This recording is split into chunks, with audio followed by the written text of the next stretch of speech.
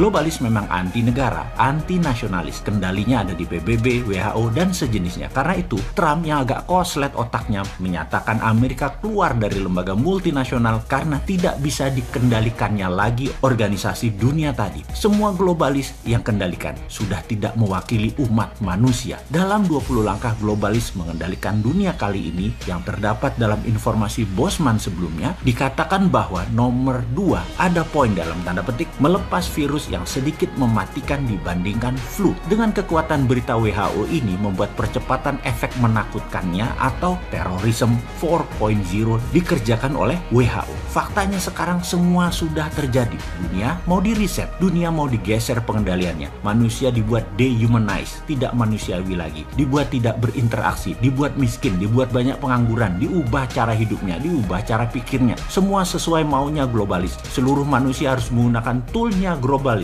Seperti software, sosmed, payment system, database manusia disatukan, diawasi, bahkan uang nanti semua punya globalis. Jadi ke depan apa sih sebenarnya untuk bernegara agar Indonesia ini berdaulat, tidak dijajah asing dan tidak dijajah globalis?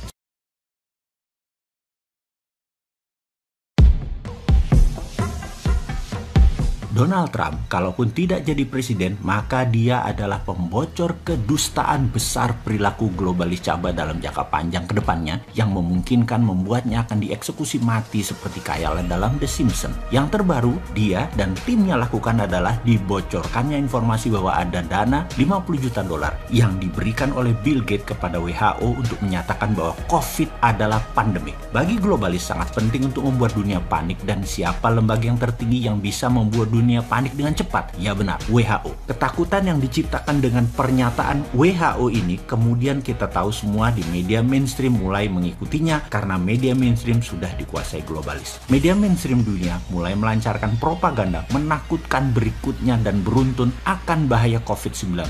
Mundurnya Amerika sebagai negara donor di banyak multinational organization seperti PBB, WHO membuat organisasi yang telah dikuasai globalis ini menjadi mandul. Namun untungnya ada salah satu globalis yang mau jadi dewa, yaitu Bill Gates, yang dimana setiap 10 dolar anggaran yang dibutuhkan oleh WHO, Bill Gates memberikan 1 dolar donasinya. Karena itu Bill Gates bisa mengendalikan, sekali lagi, banyak organisasi besar di dunia yang dikendalikan oleh globalis, termasuk oleh Bill Gates. Globalis memang anti negara, anti nasionalis. Kendalinya ada di PBB, WHO, dan sejenisnya. Karena itu, Trump yang agak koslet otaknya menyatakan Amerika keluar dari lembaga multinasional karena tidak bisa dikendalikannya lagi organisasi dunia tadi. Semua globalis yang kendalikan sudah tidak mewakili umat manusia. Dalam 20 langkah globalis mengendalikan dunia kali ini yang terdapat dalam informasi Bosman sebelumnya, dikatakan bahwa nomor 2 ada poin dalam tanda petik melepas virus yang sedikit mematikan dibandingkan flu. Dengan kekuatan berita WHO ini membuat percepatan efek menakutkannya atau terorisme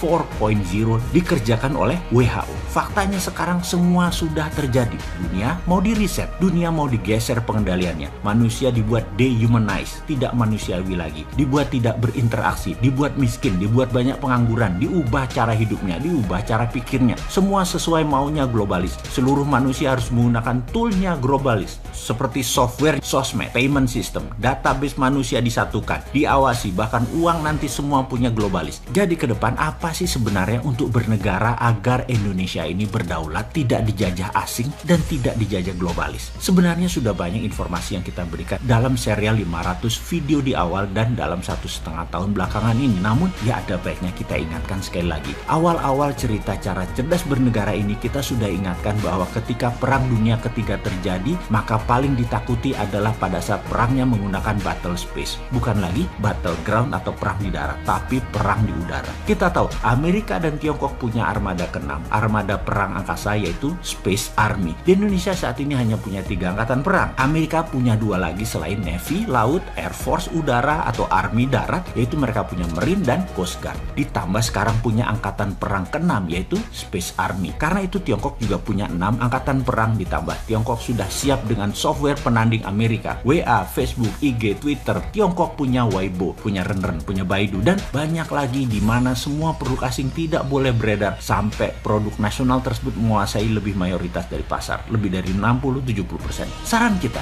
Indonesia harus membantu produk anak bangsa untuk berdaulat ini kalau mengerti cara bernegara dan pejabatnya ingin Indonesia berdaulat, bukan hanya memanfaatkan peluang oportunis yang pragmatis ikut-ikutan arus negara lain. Kita harus punya Google-nya Indonesia, WA-nya Indonesia, seperti Turki saat ini yang lakukan, seperti Elon Musk dengan kampanye anti Facebook, anti WA yang menjual data. Karena apa-apa yang gratis, Anda adalah produknya. Capek nggak Anda jadi produk? Makanya jangan pakai produk yang menjual data. Elon Musk menyarankan pindah ke Signal, namun Erdogan menyarankan pakai produk dalam negeri Turki. Ini keren. Lalu Erdogan memerintahkan rakyatnya memakai BIP.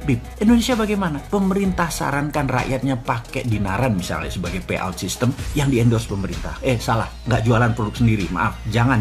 Kita fokus ke lainnya saja. Oke, pemerintah lakukan seperti apa yang Tiongkok lakukan, seperti list di bawah ini. Baidu, Google-nya Cina. Alibaba, Amazon-nya Cina. Didi Sucing, Uber-nya Cina. Baike, Wikipedia-nya Cina. Niche, Instagram-nya Cina. Weibo, Twitter-nya Cina. Renren, FB-nya Cina. WeChat, WA-nya Cina. Youku, YouTube-nya Cina. QQ adalah Gmail-nya Cina. Sahabat muda, melihat hal ini ke depan, mari kita bangun platform digital itu semua, dan kali ini kita meminta pemerintah ikut turun tangan. Tiru apa yang Tiongkok lakukan untuk negaranya, yaitu protek kepentingan nasional. Setelah kita membangun ratusan platform tadi, maka pemerintah dengan gagah berani harus melakukan apa yang sebuah negara revolusioner berani lakukan. Seperti Tiongkok, seperti Turki. Uber tidak boleh masuk Cina sampai Didi Sucing menguasai lebih dari 70% pasar. Alibaba menguasai lebih dari 70% pasar. Baru Amazon boleh masuk. WeChat menguasai mungkin lebih dari 60%. WA baru boleh masuk. Weibo menguasai 60%. Baru Twitter boleh masuk. Itu nasionalis namanya. Pejabat kalau berani begini, itu baru namanya patriotis. Walaupun nantinya perusahaan tadi walaupun mayoritas, pemerintah Tiongkok masuk ke dalamnya, tapi tidak apa-apa. Mereka tetap nasionalis, dan kalian sahabat muda harus bisa membangun platform ini semua sehingga pemerintah melakukan tindakan proteksi tadi. Kalian sudah siap. Sekali lagi saya ingatkan, 3 tahun ke depan adalah masa yang sangat cepat, dan kita semua tahu dalam waktu 3-6 bulan ini saja kalian bisa membangun semua platform tersebut. Kemudian di semester kedua tahun ini, di tahun 2021 ini, mulailah jalankan platform-platform tadi, sehingga cara sederhana bisa kita kalkulasi di tahun 2022 besok, ketika mungkin 50% 5G sudah menjadi platform komunikasi, ditambah aplikasi sosmed yang beragam tadi sudah milik bangsa, Indonesia sudah menjadi negara digital. Inilah new normal. Itulah tatanan dunia baru di tahun ke depan, di tahun 2021-2022. Digital world, dunia digital. Kita siap dengan digital ekonomi kita, dengan digital livingnya sekaligus. Tinggal satu langkah lagi. Bagi kalian generasi milenial dan generasi Z, di tahun 2023 mulailah bersiap-siap masuk era baru, yaitu digital politik. Disinilah saya pribadi dan beberapa sahabat saya yang usianya udah di atas 50-an ingin menitipkan pesan. Wahai kalian, ambil alih dengan elegan semua hal digital mulai saat ini hingga seterusnya. Pastikan pemimpin bangsa ini ke depan usianya muda, dan di tahun 2024 nanti adalah mereka yang new mind, yang mendukung kedaulatan digital nasional.